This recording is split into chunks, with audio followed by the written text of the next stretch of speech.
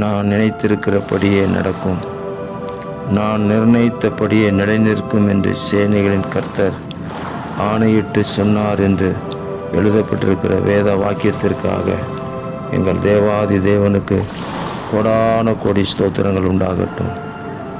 எங்கள் நினைவுகள் உம்முடைய நினைவுகள் அல்ல, ஆனால் உம்முடைய நினைவுகள் எங்களுடைய நினைவுகளாக இருக்கும்படி இந்த நாளில் எங்களுக்கு இரக்கம் கிடைக்கட்டும்.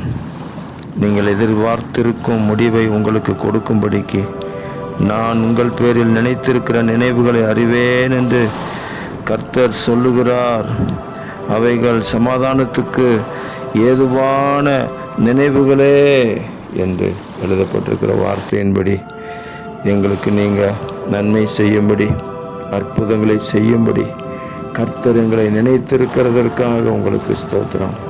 கர்த்தர் நம்மை நினைத்திருக்கிறார், அவர் நம்மை ஆசீர்வதிப்பார் என்று சொல்லப்பட்ட வார்த்தையின்படி உங்கள் பிள்ளைகள் ஒவ்வொருவரையும் தேவரீர் அளவில்லாமல் ஆசீர்வதித்து உயர்த்தி கனப்படுத்துவீராக.